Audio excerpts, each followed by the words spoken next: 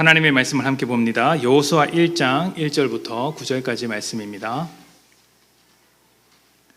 오늘 우리가 함께 볼 하나님의 말씀은 여호수아 1장 1절부터 9절까지의 말씀.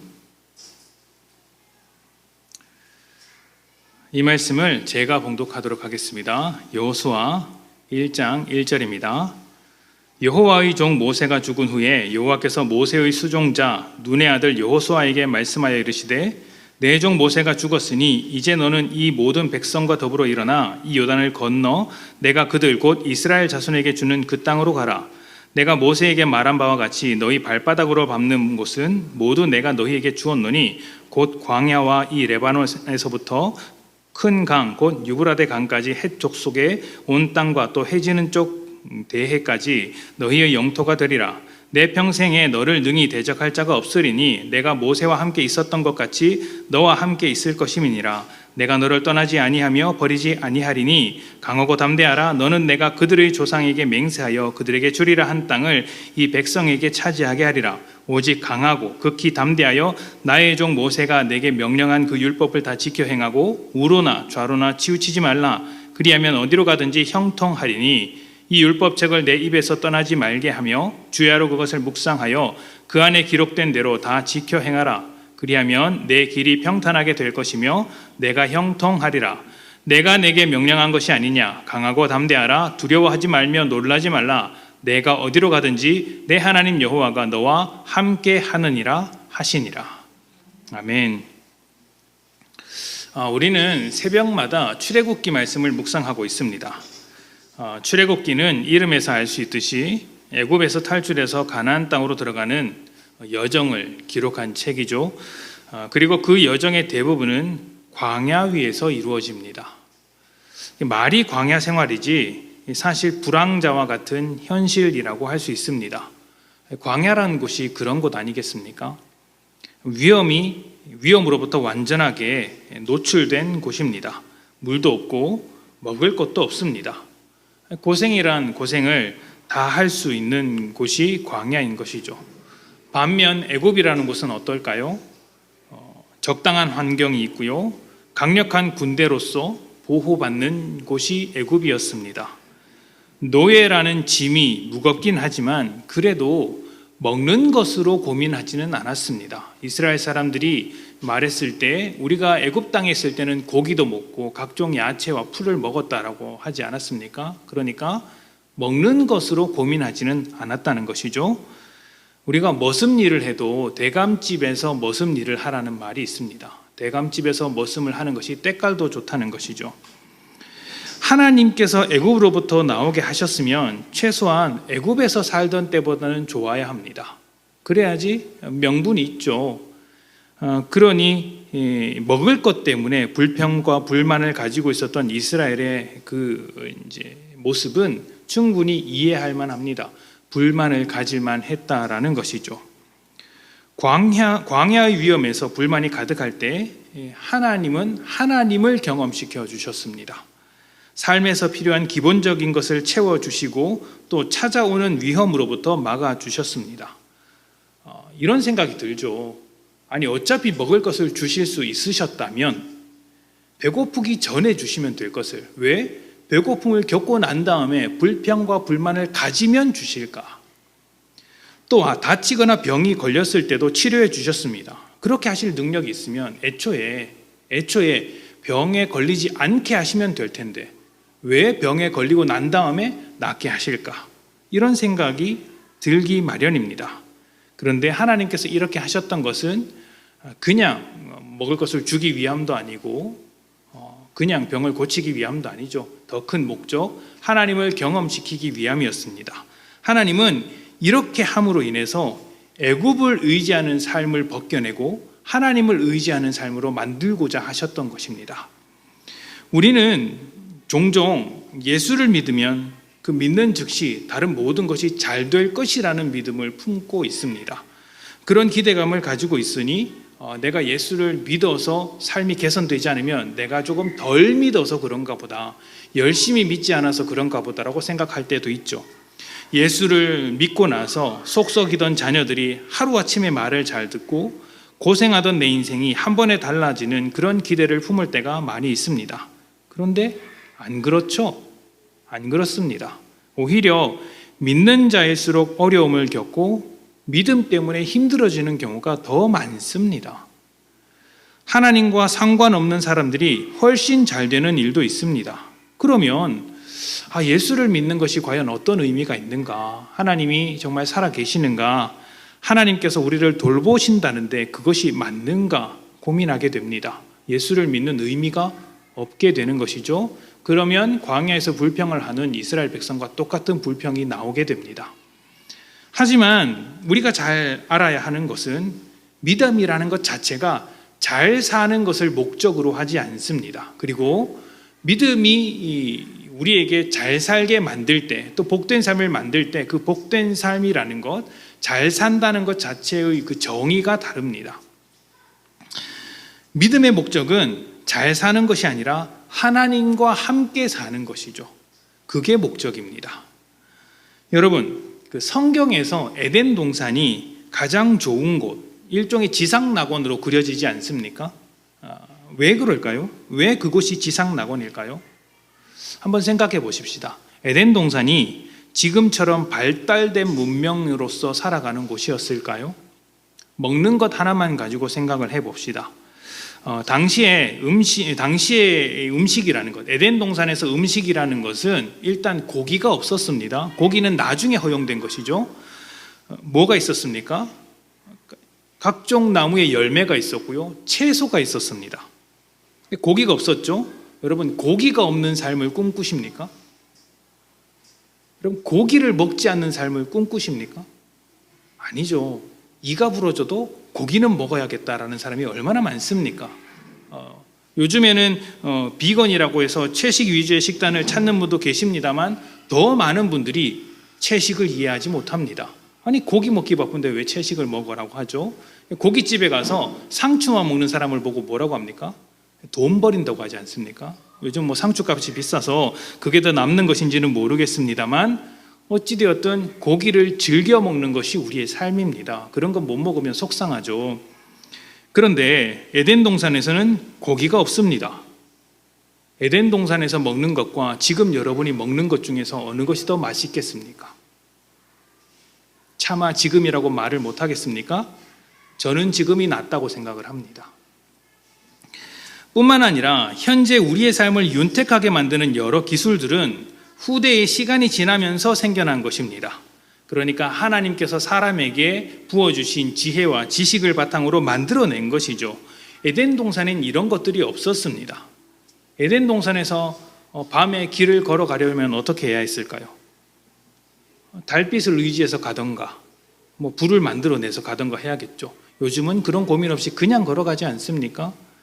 그러니까 훨씬 더 발전된 문명 속에서 편한 삶을 살고 있다고 볼 수 있습니다. 에덴 동산은 아직 발전이 이루어지지 않은 원초적인 삶에 불과한 것이죠.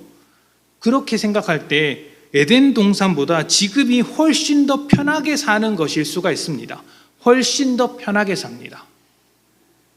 그런데 에덴 동산이 지상낙원으로 서게 되는 것은 문명의 발전이나 어떤 풍요로움 때문이 아니라 하나님과의 관계가 전혀 훼손되지 않았던 시간이기 때문이에요. 하나님과의 관계가 완벽했기 때문에 하나님과 직접 교제하며 그 안에서부터 흘러나오는 평안과 안식이 충만한 삶이 있던 그 삶이 있었던 곳이 에덴 동산이었기 때문에 그곳을 이제 지상낙원이라고 부른 것이죠. 하나님과의 관계도 완벽했기 때문에 사람과의 관계도 완벽했다고 말할 수 있습니다. 하나님의 원리나 섭리, 하나님의 마음을 바탕으로 살고 있었던 곳이 에덴 동산이었던 거예요. 그래서 아담이 하와를 보고 내 뼈 중의 뼈, 살 중의 살이라고 한 것도 사실은 하나님과 같은 마음으로 그 아내를 바라보았기 때문에, 함께한 사람을 바라보았기 때문에 나왔던 말이라고 할 수 있습니다. 그렇게 하나님과의 관계가 온전해졌던 삶이 선악과를 먹는 선택으로 인해서 이제 무너지게 되었죠. 하나님보다 우선하는 것이 생기게 되었고 모든 인간의 비극은 거기서부터 출발하는 것입니다. 하나님의 은혜와 자비와 사랑이 기준이 아니라 하나님으로부터 오는 생명력을 의지하는 것이 아니라 그저 자기가 자기 인생의 주인이 되려고 하는 것입니다. 자기가 자기 인생의 주인이 되면 자기 힘으로 살아야겠죠. 자기 생각대로 살아야 합니다. 그것이 좋은 것이라고 생각했지만 결국에는 죄의 길로 들어섰고 우리는 모두 죽음이라는 결과를 받아든 삶을 살고 있더라는 것이죠. 그런데 이제 예수를 믿게 되면 자기 힘대로 살아가던 것을 내려놓게 됩니다. 하나님과의 관계가 회복되어서 하나님의 뜻대로 살아가게 되는 것이죠. 바로 이때 광야가 필요한 거예요. 바로 이때 광야가 필요한 거예요. 왜 필요하느냐면 그동안 의지하던 것을 내려놓는 시간이 광야의 시간이기 때문입니다. 이스라엘이 애굽에서 살아가는 동안 노예 생활을 했지만 사실은 애굽의 경제력과 애굽의 문화, 애굽의 군사력에 기대어서 살았던 삶이었죠. 그러니까 하나님은 광야 생활 동안 그러한 애굽의 삶을 다 벗겨내고 계셨던 것입니다. 우리에게 광야의 시간이 허락되는 것도 똑같은 원리라고 생각을 합니다. 우리는 살아가면서 정말 필요하다고 생각하는 것들이 있습니다.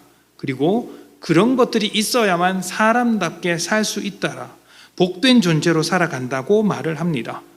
그래서 살려면 뭐가 필요하다고 말들을 하죠? 돈이 필요하다고 말을 합니다. 집도 어느 정도는 갖추어야 사람답게 산다라고 이야기합니다. 이 세상 구조가 그렇게 되어 있죠. 건강이 필요하고 내 마음대로 하고 싶은 것을 하는 것이 필요합니다. 이런 것이 다 나쁘다는 것이 아닙니다. 우리는 돈도 필요하고 집도 필요하고 건강이 필요하죠. 그런 것을 필요해도 됩니다. 그런데 이런 것을 이유로 하나님과의 관계가 점점 더 멀어지게 된다면 하나님은 그것을 내려놓게 하는 것이죠. 그것을 하나님보다 우선하게 되는 삶이 보여진다면 하나님은 그것을 자꾸만 내려놓게 하는 것입니다. 하나님은 이 광야의 시간을 통해서 우리를 꾸준히 설득해 가십니다. 돈이 전부라고 생각하는 사람에겐 돈을 내려놓게 하시며 돈이 전부가 아니라는 것을 깨닫게 하십니다. 참 신기한 것이요, 돈에 매여 사는 사람일수록 돈 문제가 생깁니다. 돈 문제가 생겨서 돈에 매인 것인지 돈에 매여 있어서 돈 문제가 생긴 것인지는 각각의 경우가 다르겠지만 분명한 것은 하나님께서 이러한 과정을 통해서 그 사람을 설득시키고 계시다라는 것이죠. 무엇을 설득하실까요? 삶에서 가장 본질적인 문제는 돈이 아니다, 건강이 아니다, 성공이 아니다, 결국 하나님과의 관계다. 이것을 인정하도록 설득해 가시는 과정이 광야 속에서 이루어 가시는 것입니다. 때로는 그 광야 속에서 우리가 가진 것들을 벗겨내시고 내려놓게 하시며 때로는 우리가 부족한 것을 채워주시며 이렇게 하나님이 일하셔서 하나님을 경험하게 하시며 하나님과의 관계 안으로 더 깊이 들어오도록 이렇게 인도해 주시는 것이죠. 그래서 이스라엘에게 있어서 광야라는 곳은 하나님을 경험하는 시간이었고 하나님이 누구신지를 배워가는 시간이었으며 애굽이 없어도 살아갈 수 있다는 것을 설득당하는 시간이었습니다. 애굽에서 익숙했었던 죄의 원리와 생활 방식을 씻어내고 하나님의 원리와 하나님의 삶의 방식을 배워갔던 것이죠. 율법도 그런 의미로 주어진 것이라고 말할 수 있겠습니다. 자, 신명기 6장 말씀을 좀 봅시다.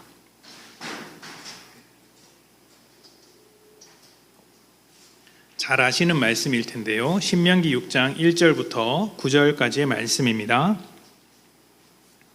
이는 곧 너희의 하나님 여호와께서 너희에게 가르치라고 명하신 명령과 규례와 법도라.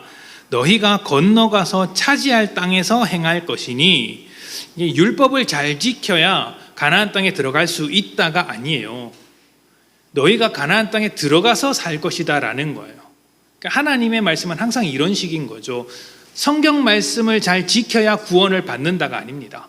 구원받은 자들이 그 은혜를 누리기 위해서 이 말씀을 듣고 지켜라고 하나님께서 요구하시는 것이죠. 먼저 은혜로 주시고 그 주신 삶을 풍성하게 누리기 위해 율법도 주시고 말씀도 주시고 하시는 것입니다. 계속 봅시다. 2절입니다.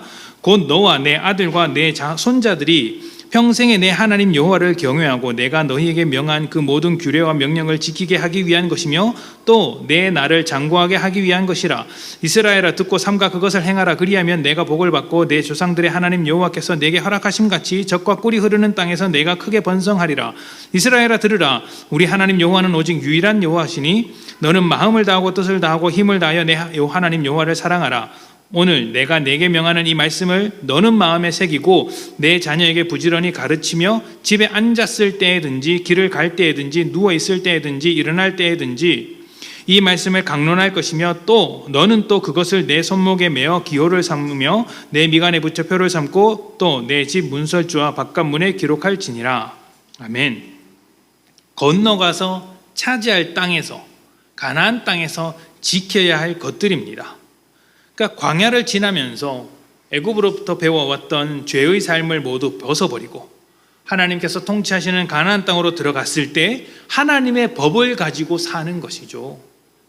하나님의 백성이 되려면 하나님의 법을 지켜야 하는 것이 아니라 하나님의 백성이 되었기 때문에 하나님께서 아무런 조건 없이 백성으로 불러주셨기 때문에 우리는 하나님의 법을 지켜간다는 것입니다. 그리고 이 법의 중심이 하나님을 사랑하는 마음입니다. 하나님과의 관계가 온전해지는 것이죠.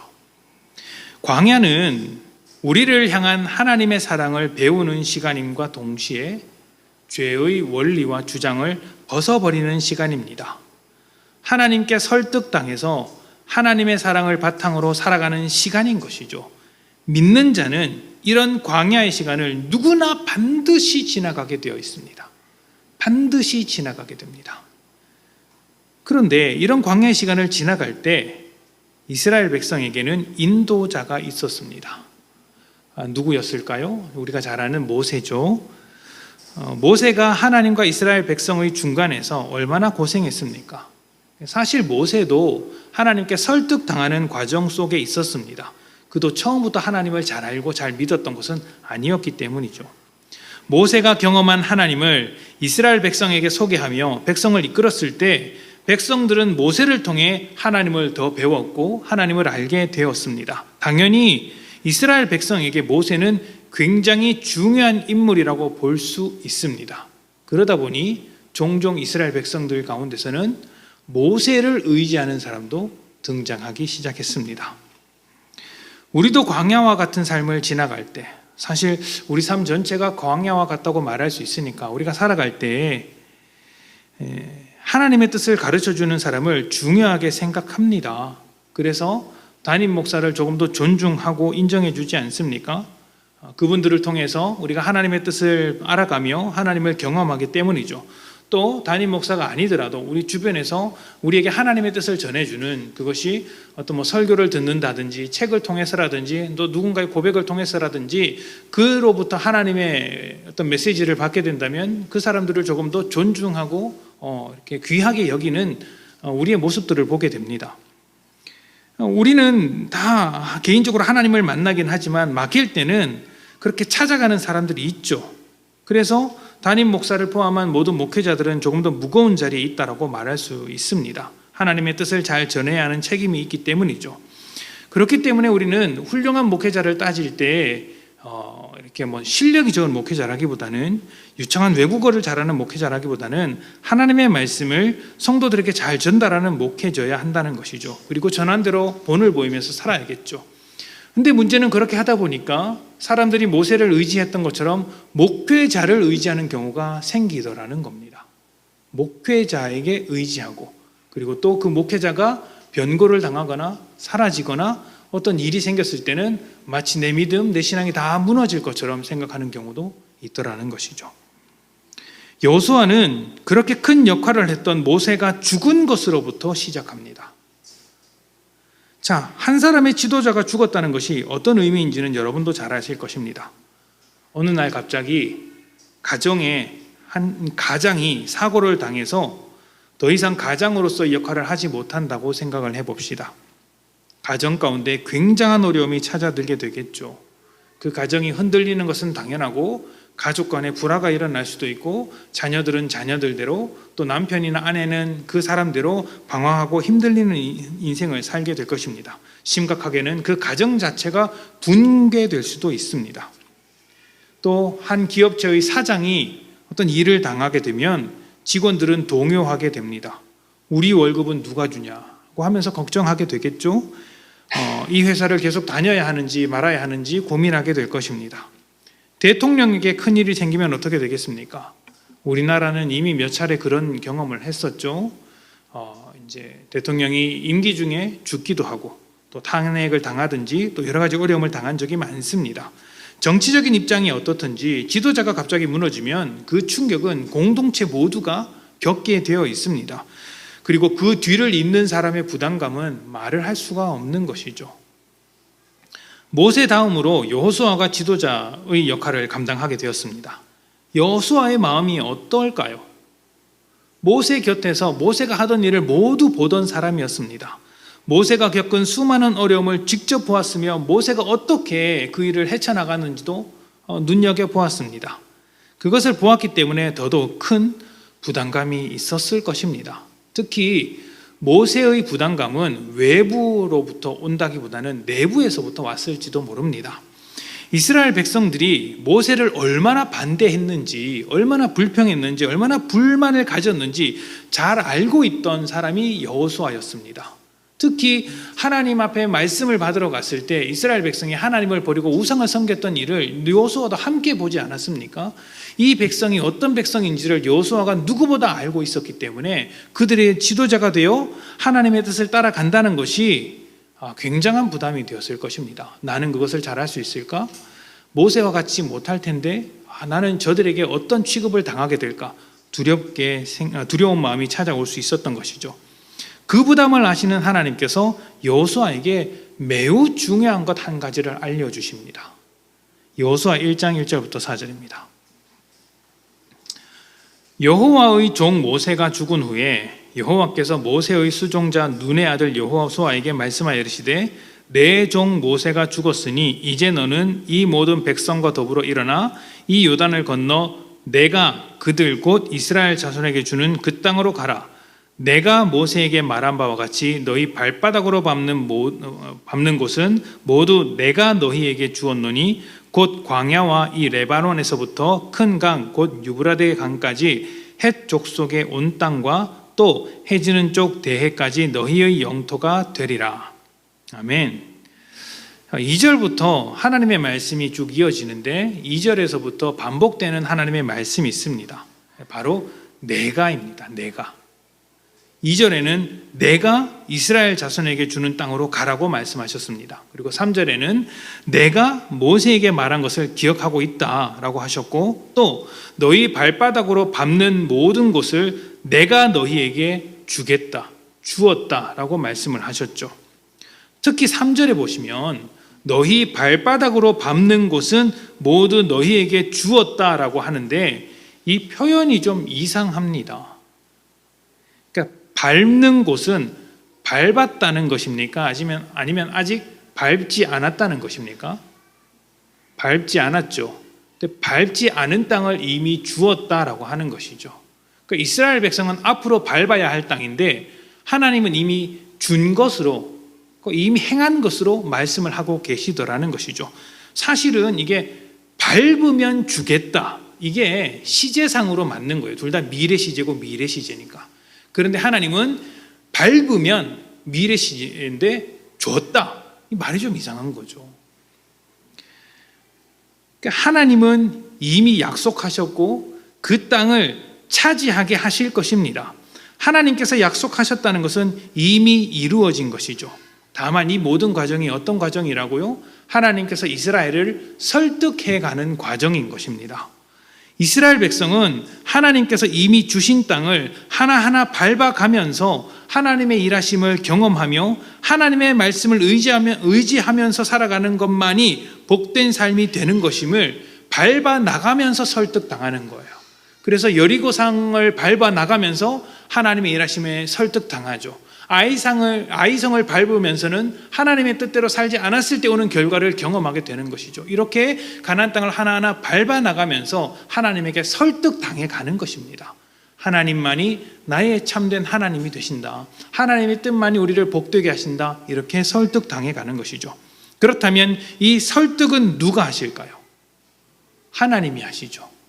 하나님이 하십니다. 그래서 내가 약속했고, 내가 너희에게 주었고, 내가 기억하고 있고, 내가 너희에게 가라고 한다. 그래서 이렇게 말씀하시는 거예요. 여호수아에게 하시는 말씀이 이것입니다. 1장 5절부터 9절입니다. 내 평생에 너를 능히 대적할 자가 없으리니 내가 모세와 함께 있었던 것 같이 너와 함께 있을 것임이니라. 내가 너를 떠나지 아니하며 버리지 아니하리니 강하고 담대하라. 너는 내가 그들의 조상에게 맹세하여 그들에게 주리라 한 땅을 이 백성에게 차지하게 하리라.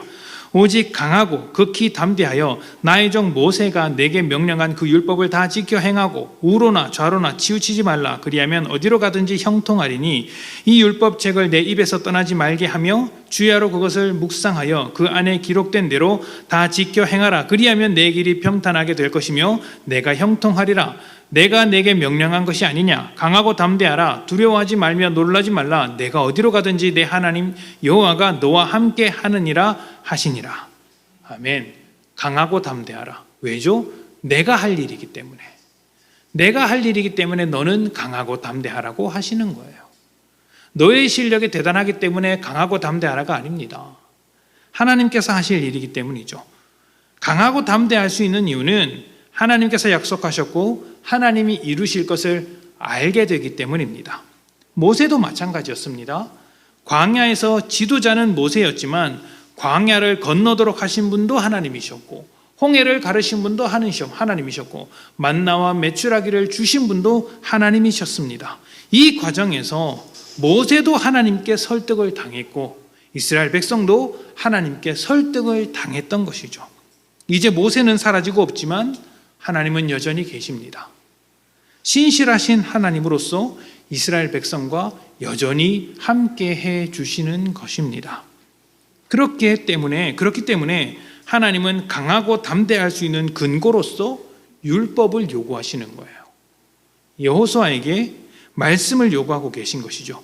여호수아야, 너의 실력은 필요 없다. 내가 너의 능력과 실력을 가지고 이 전쟁에서 승리할 것으로 생각한다면 큰 오산이다.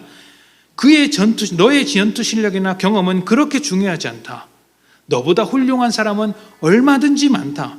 실력이 필요했다면 내가 모세를 살려다가 데리고 왔을 것이다. 그런데 그렇게 하지 않았던 것은 사람의 실력을 기대하지 않기 때문이다 말씀하시는 것이죠.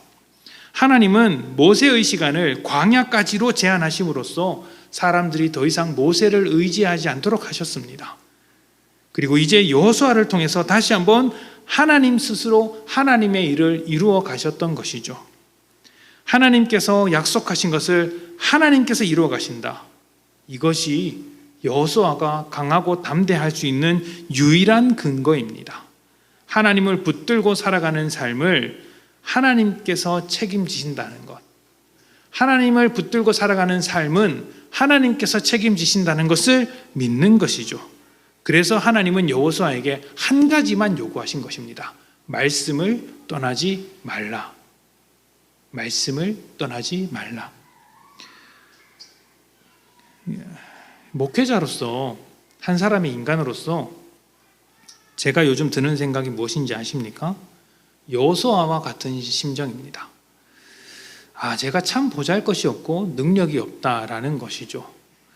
성도님들과 삶을 나눌 때마다 또 여러 이야기를 들을 때마다 또 제 삶의 면면을 볼 때마다 제 스스로 굉장히 능력이 없다는 것을 생각을 합니다. 실력으로 보자면 저는 목회자로서 어떠한 자격이 없다고 해도 무방할 것입니다. 그렇지 않습니까? 겸손이 아니라 현실이 그렇습니다. 현실이. 그런데 제가 목회를 하고 있지만 저는 한 가지를 분명히 알고 있습니다. 제가 목회를 하고 있지만 사실은 하나님께서 여러분의 삶을 간섭하시면서 하나님이 목회를 하고 계시다라는 것이죠. 그것 하나만큼은 알고 있습니다. 여러분은 제 양이 아닙니다. 여러분은 저의 것이 아닙니다. 누구의 것이죠? 하나님의 것이죠. 예수님이 여러분의 목자가 되신다라는 것입니다. 저도 양에 불과합니다. 저는 다만 목자의 말을 대신해서 전하는 양이라고 할 수 있겠죠. 목자가 이런 말을 했다더라 맨 앞에서 듣고 뒤에 있는 양에게 전달해주는 양이라고 할 수 있겠죠. 여호수아에게서 말씀을 벗어나지 말라고 요구하신 것이나 제가 목자의 말을 품고 그대로 전해야 하는 것이나 같은 맥락으로 볼 수 있는 거예요. 일하시는 것은 하나님이시니 우리 모두 하나님의 말씀을 의지하면서 살아가는 것, 하나님을 먼저 바라보라는 것입니다. 근데 우리 눈은 사실 눈으로 보기에는 사람이 먼저 보이기 때문에 사람을 의지하는 경우가 굉장히 많습니다. 사람을 너무 쉽게 의지하더라는 것이죠. 그러다가 사람에게 실망하고 그러지 않습니까? 목회자로서 제가 가장 아파하는 말이 무엇이냐면 목사도 똑같네 하는 것입니다. 그게 제일 아픕니다. 왜 아프냐면요, 그 말이 사실이기 때문에 아픈 거예요. 사실이기 때문에 아픈 거예요. 여러분이라고 다르겠습니까? 교회 다닌다고 하는데 교회 다닌 사람도 똑같네 라는 말을 들으면 아프죠. 사실이기 때문입니다. 우리는 별 볼 일이 없습니다. 그것을 인정하는 것이 참 힘이 든데 하나님은 그것을 인정하게 하십니다. 인정하게 하세요. 그리고 하나님을 바라보도록 하시는 것이죠. 세상은 하나님을 알지 못하기 때문에 그런 비난을 합니다. 그런데 그것이 세상의 한계입니다. 그것이 똑같네로 끝나는 것입니다. 물론 우리는 그런 소리를 듣지 않도록 더 잘해야겠지만 그것이 우리의 한계임을 인정하는 것 또한 믿음에 있어서 굉장히 중요한 일이에요. 본질은 그것이 본질은 우리의 실력으로 만들어가는 것이 아니라는 거예요. 우리는 하나님의 실력으로 설득당해서 살아가는 사람들이라는 것이죠. 그래서 우리는 사람을 의지하지 않습니다. 모세나 여호수아나 똑같이 하나님께 설득당한 인생들이고 우리도 결국에는 하나님께서 설득하시는 인생들이라는 것이죠. 무엇이 우리를 설득합니까? 사람의 실력이 우리를 설득하는 것이 아니라 하나님께서 우리를 설득하시고 하나님의 말씀이 우리를 설득해 가더라는 것입니다. 사도행전 말씀을 좀 찾아봅시다. 사도행전 20장 31절부터 32절입니다. 사도행전 전체 중에서 제가 참 인상 깊게 그리고 즐겁게 읽는 말씀인데요. 사도행전 20장 31절부터 32절입니다. 바울의 유언 중의 일부입니다.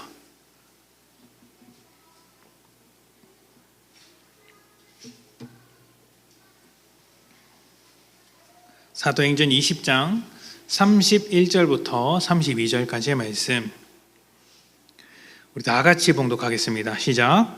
그러므로 여러분이 일깨어 내가 3년이나 밤낮 쉬지 않고 눈물로 각 사람을 훈계하던 것을 기억하라. 지금 내가 여러분을 주와 및 그 은혜의 말씀에 부탁하노니 그 말씀이 여러분을 능히 든든히 세우사 거룩하게 하심을 입은 모든 자 가운데 기업이 있게 하시리라. 아멘. 바울이 예루살렘으로 들어가기 전에 자신이 사역하던 교회들에게 마지막 인사를 전하게 됩니다. 예루살렘에 들어가면 무슨 일을 당할지 모르기 때문에 일종의 유언과 같은 말씀을 남긴 것이죠. 이 말을 듣는 사람들의 심정이 어떨까요? 바울과 같이 헌신적인 사역자를 또 만날 수 있을까? 말씀을 이렇게 가르쳐준 사역자를 또 만날 수 있을까? 슬퍼하고 아쉬운 마음을 가지겠죠. 실제로 그 바울의 제자들이 그 다음 장에 보면 아쉬운 마음에 바울에게 예루살렘으로 들어가지 말라고 합니다. 가면 매질을 당하고 죽을 것이 뻔하니 가지 마십시오 라고 하는 것이죠. 물론 그렇게 하더라도 바울의 뜻은 정해졌고 예루살렘으로 들어가게 됩니다. 이때 교회들에게 남긴 바울의 말이 우리가 읽은 말씀인데 여기서 아주 중요한 말 하나를 발견할 수 있습니다. 32절에 있는데요. 여러분을 주와 및 은혜의 말씀에 부탁한다입니다. 이 말씀을 잘 기억하셔야 해요. 여러분에게 말씀을 잘 부탁합니다가 아닙니다. 여러분이 말씀을 잘 감당하고 여러분이 말씀을 잘 이끌어야 합니다. 말씀을 잘 부탁합니다. 여러분이 말씀을 지켜주십시오. 말씀을 잘 부탁합니다. 이렇게 말한 것이 아니라 말씀에게 여러분을 부탁합니다. 이렇게 말하고 있어요. 주님에게 여러분을 부탁합니다. 말씀에게 여러분을 부탁합니다. 그리고 그 말씀이 여러분을 능히 든든히 세우사 여러분에게 기업이 있도록 하기를 원합니다. 말씀이 여러분을 책임지기를 원합니다. 이렇게 이야기를 하고 있더라는 것이죠. 바울이 하는 말이나 여호수아가 들은 말이나 똑같은 말입니다. 그리고 신명기 6장에서 봤던 말씀도 똑같은 말이에요. 너희가 그 땅에 들어가서 살 때에 하나님의 말씀을 붙들고 살아라. 그 말씀이 너희를 지켜줄 것이다. 여호수아야, 좌우로 치우치지 말고 말씀을 의지해라. 그 말씀이 너를 강하고 담대하게 할 것이고 그 말씀이 너를 붙잡아 줄 것이다. 바울의 말도 똑같아요. 내가 여러분에게 주의 말씀을 그렇게 열심히 가르쳤습니다. 그 말씀을 붙들고 살아가십시오. 그 말씀에게 부탁하니 그 말씀으로 하여금 여러분에게 기업이 생기게 될 것입니다. 말씀이 그렇게 만들 것입니다. 라고 하는 것이죠. 믿음이라는 것은 결국 하나님의 말씀이 성도를 설득하여 하나님의 뜻에 동의하도록 만드는 과정입니다. 그리고 이 모든 과정을 하나님께서 하십니다. 사람이 하는 것이 아니라 하나님이 하시는 것입니다. 하나님께서 주도하셔서 하나님의 말씀으로 사람을 변화시키는 것입니다. 여러분, 제가요 설교를 할 때 그런 말씀을 종종 드리죠. 하나님 눈치를 보고 사람 눈치를 보지 않는다. 그렇기 때문에 여러분이 설교에 대해서 어떻게 반응하든지를 그렇게 크게 관심이 없습니다. 어디에 관심이 있을까요? 내가 전하는 말씀이 하나님의 뜻에 맞는가 아닌가가 제일 큰 관심사예요. 그리고 다른 분들이 하는 설교에 대해서도 제가 한때는 굉장히 날카롭게 비판을 했는데 거의 요즘은 비판하지 않습니다. 제가 생각하는 것과는 완전히 다른 말씀을 전한다고 해도 제가 생각하기에는 너무 엉망이다라고 생각할지라도 저는 그냥 하나님께서 세우신 목회자라고 한다면 그냥 인정을 하자라는 생각을 가지고 있습니다. 왜인지 아십니까? 놀랍게도 목회자가 설교를 엉망으로 한다고 해도 성도는 살기 때문이에요. 왜냐하면 하나님께서 하나님의 말씀으로 성도를 책임지기 때문입니다. 저는 이게 너무 놀랍습니다. 너무 놀랍습니다. 사실 신학이라는 것은 시간이 지날수록 변하게 되어 있습니다. 그래서 지금의 신학으로 과거의 신학을 보면 너무 잘못된 것들이 많아요. 너무 고쳐야 할 것들이 많습니다. 그런데 놀랍게도 우리는 옛사람의 신앙을 배우자라고 이야기를 합니다. 선조들의 신앙을 배우자라고 이야기를 합니다. 여러분, 요한계시록 같은 경우에는 지금의 관점으로 보자면 예전의 해석은 다 엉망진창이었습니다. 예전에 요한계시록을 해석했던 사람들이 어떻게 했습니까? 종말론 신앙에 빠져서 삶을 엉망으로 만드는 사람도 많았고요. 그 때문에 이단이 굉장히 많이 생겼던 일들도 많아요. 예전에 잘못된 신학을 바탕으로 해서 생겨난 이단들이 너무나 많습니다. 그런데 놀랍게도 교회는 교회로서 살아있다라는 것이죠. 성도는 믿음을 여전히 유지하고 있다라는 것이죠. 목회자가 설교를 엉망으로 하고 정말 준비되지 않은 설교를 하고 있음에도 불구하고 성도들의 신앙이 뜨거워지는 경우가 있습니다. 왜 그럴까요? 목회자의 실력 때문일까요? 아닙니다. 하나님께서 말씀으로써 성도들을 만져주신 것이죠. 우리는 이것을 놀라워해야 합니다. 이것을 놀라워해야 합니다.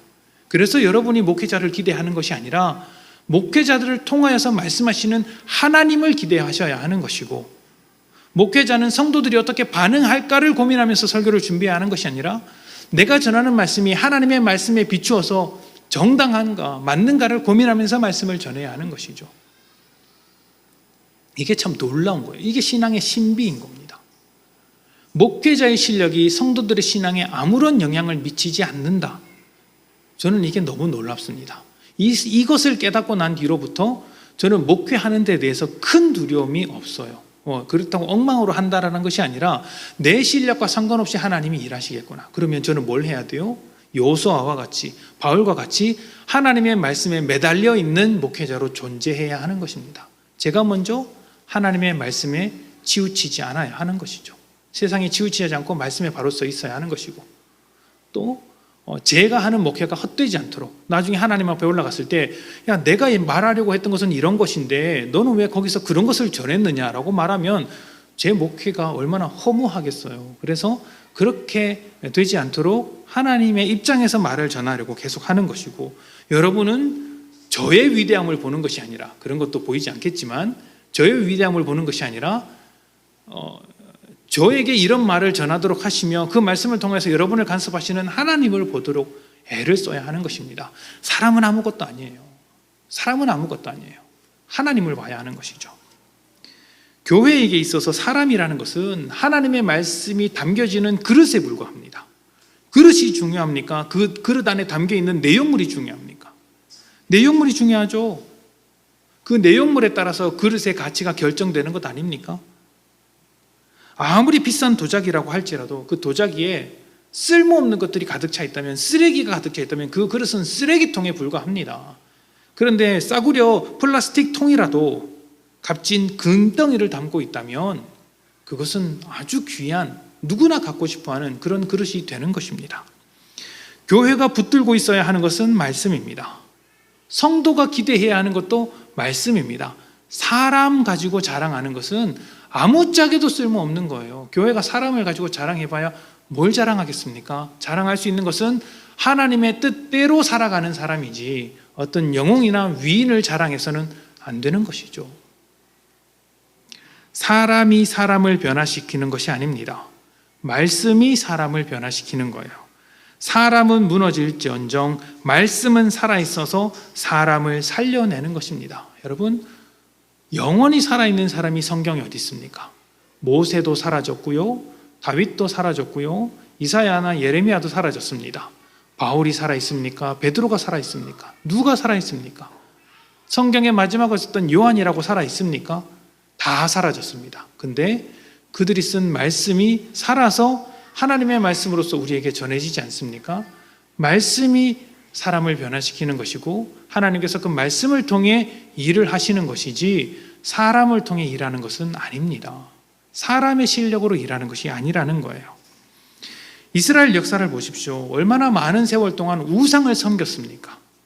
그런데 참 놀랍게도 하나님의 말씀이 살아서 여기까지 전해졌습니다.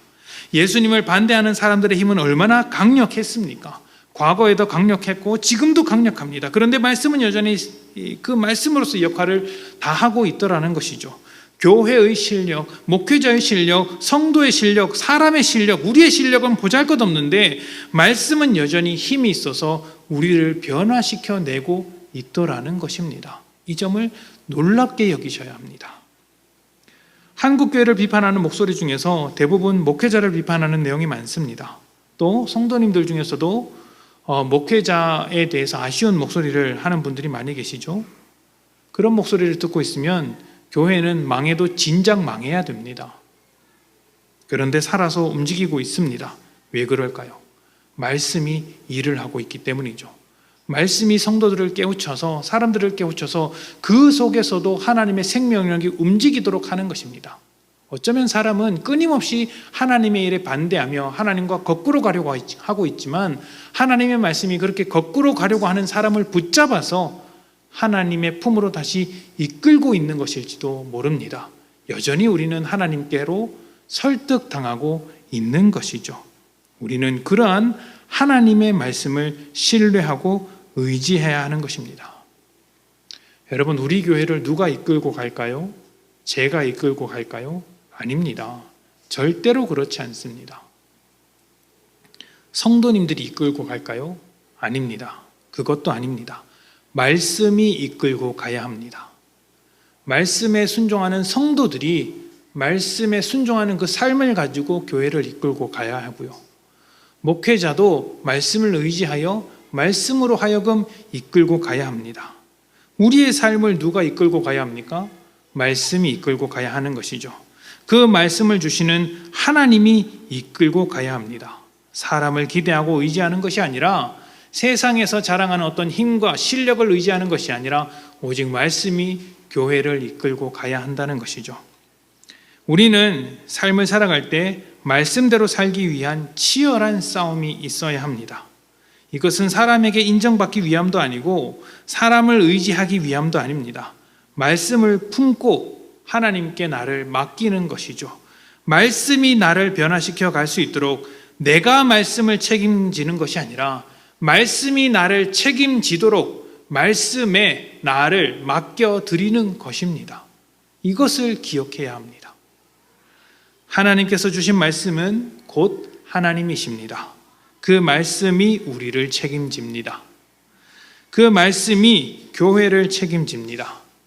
우리가 해야 할 일은 그 말씀에서 떠나지 않는 것. 우리를 살리는 것이 사람도 아니고 세상도 아니며 오직 말씀인 것이니 이 말씀을 단단히 붙잡으셔서 하나님께 설득당하는 인생, 하나님과 함께 하시는 인생들이 되시기를 축복합니다. 함께 기도합시다.